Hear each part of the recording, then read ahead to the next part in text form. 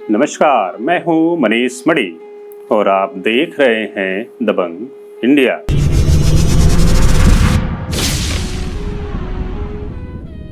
भगवान श्री कृष्ण धर्मराज युधिष्ठिर से जरासंध की उत्पत्ति कैसे हुई सुनाते हुए कहते हैं, धर्मराज, कुछ समय पहले मगध देश में बृहद्रथ नाम के राजा राज्य करते थे।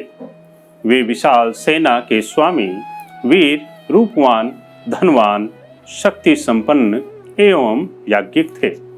उनका तेज, उनकी क्षमाशीलता, दंड निर्धारण और उनका ऐश्वर्य बहुत से राजाओं को प्रभावित करता था। उन्होंने काशी राज की 2 सुंदर कन्याओं से विवाह किया, परंतु बहुत समय बीत जाने और मंगलमय होम, पुत्रेष्टि यज्ञ आदि करने पर भी उन्हें पुत्र की प्राप्ति नहीं हुई। एक दिन उन्होंने सुना कि गौतम कच्छिवान के पुत्र महात्मा चंड कौशिक इधर आए हुए हैं और एक वृक्ष के नीचे अपना आसन लगा रखा है। राजा बृहद्रथ अपनी दोनों रानियों संग उनके पास गए और रत्न आदि भेंट कर उन्हें संतुष्ट किया। महात्मा चंड कौशिक ने राजा से प्रसन्न हो उनसे वर मांगने को कहा। तब राजा ने कहा, भगवन, मैं संतानहीन हूँ, राज्य छोड़कर तपोवन में आ गया हूँ। भला अब मैं वर लेकर क्या करूँगा? ऋषि राजा की वाणी सुन विचार ही कर रहे थे। तभी जिस आम के वृक्ष के नीचे वह बैठे थे, उससे एक फल उनकी गोद में आ गिरा।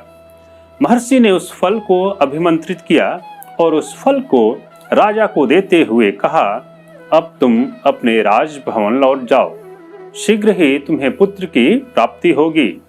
महात्मा चंड कौशिक को प्रणाम कर राजा अपने राजधानी को लौट गए।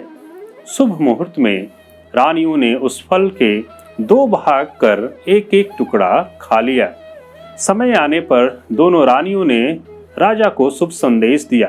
कुछ समय पश्चात दोनों रानियों को पुत्र उत्पन्न हुआ, लेकिन दुर्भाग्य से दोनों ही रानियों ने आधे आधे बालक को जन्म दिया, अर्थात एक बालक के 2 टुकड़े। प्रत्येक के शरीर में एक आंख, एक बांह, एक पैर, आधा पेट, आधा मुंह और आधी कमर थी। बालक के टुकड़े देख दोनों रानियां घबरा गईं। उन्होंने निश्चय किया कि निर्जीव बालक के दोनों टुकड़ों को फेंक देना ही उचित होगा। दासियों ने बालक के दोनों टुकड़ों को भली भांति ढककर रनिवास से दूर कहीं रख दिया। राजा फिर निसंतान हो गए। जहां बालक के दोनों टुकड़ों को रख दिया गया था, वहां जरा नाम की एक राक्षसी घूमते हुए पहुंच गई। वह खून और मांस का भक्षण करती थी। उसने उन टुकड़ों को उठाया और संयोगवश सुविधा से ले जाने के लिए उन्हें एक साथ जोड़ दिया। फिर क्या, बालक के दोनों टुकड़े आपस में मिलकर एक महाबली और परम पराक्रमी राजकुमार बन गया। जरा राक्षसी आश्चर्यचकित हो गई। वज्र के समान कुमार को ले वह अब उड़ने में असमर्थ हो गई। बालक मेघ की गर्जना के समान गंभीर स्वर से रोना शुरू कर दिया। उसके शब्द सुनकर राजा दोनों रानियों व रनिवास के लोगों के साथ बाहर निकल आए। जरा राक्षसी बालक को जीवित देख सोचने लगी कि मैं इस महात्मा और धार्मिक राजा के देश में रहती हूँ। इसे संतान की बड़ी अभिलाषा है, इसलिए इस नवजात कुमार को नष्ट करना अनुचित होगा।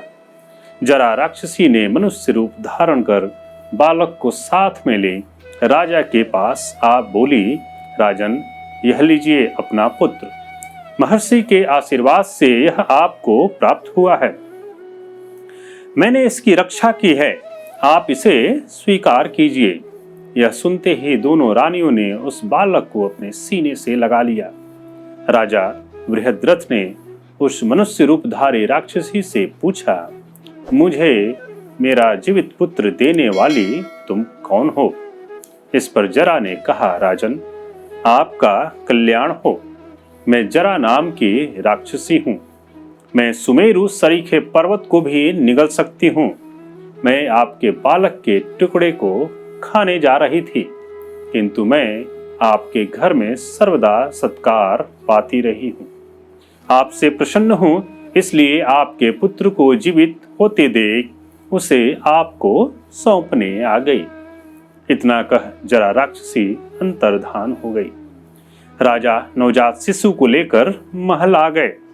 जरा राक्षसी के नाम पर मगध देश में उत्सव मनाया गया। राजा बृहद्रथ ने अपने पुत्र का नामकरण करते हुए कहा कि इस बालक को जरा ने संधित किया है, अर्थात जोड़ा है, इसलिए हमारे कुमार का नाम जरासंध होगा। कुछ समय पश्चात महर्षि चंडकौशिक पुनः मगध देश में आए। राजा ने उनकी बहुत आवभगत की। महर्षि ने कहा, राजन, जरासंध के जन्म की सभी बातें मुझे ज्ञात हैं। तुम्हारा पुत्र बड़ा तेजस्वी, बलवान व रूपवान होगा। इसके बाहुबल के आगे कुछ भी अप्राप्य न होगा। कोई भी इसका मुकाबला नहीं कर सकेगा। देवताओं के अस्त्र शस्त्र भी इसे चोट नहीं पहुंचा सकेंगे। सभी लोग इसकी आज्ञा मानेंगे। इसकी आराधना से प्रसन्न हो स्वयं भगवान शंकर इसे दर्शन देंगे। इतना कह महर्षि चंडकौशिक चले गए। समय आने पर राजा बृहद्रथ ने जरासंध का राज्य सिंहासन पर अभिषेक किया और स्वयं दोनों रानियों संग वन में चले गए।